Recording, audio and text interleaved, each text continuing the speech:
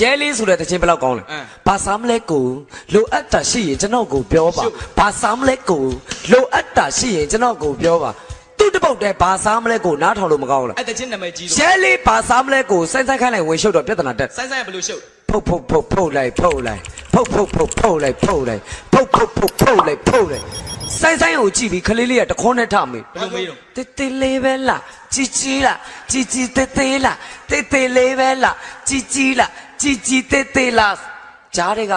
မနေနိုင်မထိုင်နိုင်ဖြစ်တာဟုတ်ကောင်ဘာတူလို့မိဘစကားနားမထောင်တဲ့ကောင်ငါသိတယ်ဘာတူလို့ဒီဝရက်ဒီโอเคအဲ့ဒီလိုပြောတော့တားဆိုးကမနေနိုင်လို့ထမွေးတယ်ဘယ်လိုမွေးတော့ဟေလာခွင်ပေါင်းတို့ဟေလာခွင်ပေါင်းတို့ဝါစပေါ်နဲ့တော်ညံရှော့တားဆိုးကရော့နဲ့ဘာလုပ်လဲလဲမသိဘူးကောင်မလေးကငိုပြီးဟိုတချင်းထဆိုဘယ်တခြင်းတော့ဟာသွားပြီအိုးလေးကွဲသွားပြီဟာသွားပြီအိုးလေးကွဲသွားပြီရေအိုးလေးတော့ကွဲသွားပြီအဲ့ဒီလိုပြောတော့မှလူမှုရေးနားလေတာစောတော့အောင်လတခွန်းနဲ့ထပြောတယ်ဘယ်လိုပြောတော့ငါမာရာရှိရင်တောင်းပန်ပါတယ်ရဲဆိုအဆင်ပြေတော့တော်သေးတာပေါ့အဲ့ကြမှာဘသူကြောင့်မှဖြစ်တာမဟုတ်ပါဘူးကျမကြောင့်ဖြစ်တာပါဆိုကောင်မလေးကမျိုးကြီးတဲ့ချင်းနဲ့ဝင်ခံတယ်ဘယ်လိုဝင်ခံလဲကျမရဲ့စိတ်နဲ့ခံနာ ကလားကြီး3ယောက်ပါရှင်ငါတောင်းပေးပါနေတာပေါ့ဟဲ့